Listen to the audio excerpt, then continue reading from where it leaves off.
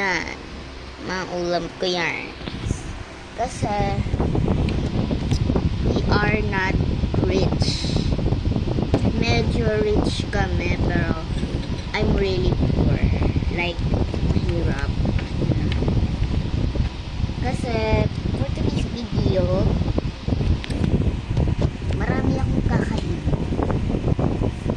Guys. So, syempre, may kanin na tayo. Syempre, di mawawala yung mga ulams natin. And hindi din mawawala ang ating Papa Ketchup. So, first time. Lagi akong kumakain na ito kasi pumapatak talaga. Ay, pumapatak. Nagpapapak ako ng ganito. Ketchup. Pinapapak ko to kasi medyo kasi masarap siya eh. Kahit yung mga ano sa Jollibee, yung mga ketchup yung sa Jollibee, ang sarap kasi. So, kasi dati, first time ko na makakatigim ng ketchup sa Jollibee. So, ngayon, nasarapan ako, edi tinuloy-tuloy ko na. Edi nasarapan ako parang ito na lagi yung inuulam ko. So, ito naman yung mga ulam natin.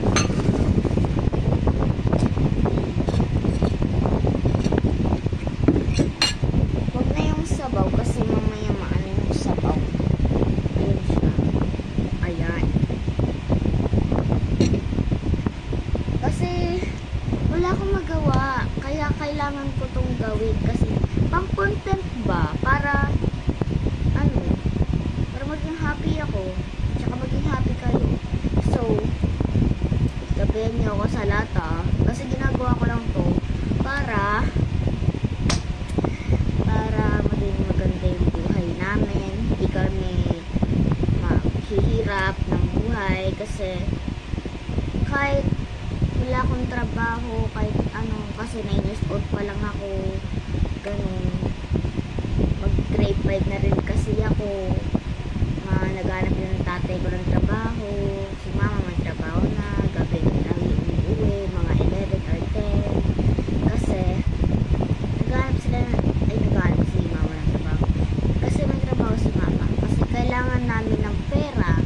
Kasi, pangarap ko, magkaroon ako ng bike sa birthday ko. So, ngayon, mag-vlog ako para makontent ko naman yung sarili ko. Kasi ayoko naman din kayong masaktan. Wala akong kasama mag-vlog. Ako lang talaga mag-isa. Kasi, wala na akong mga kung may pinsan lang ako or kapatid, kasama kasi sa vlog ngayon. Nagpapapak kami ng mga ulam. So, tara, kain tayo.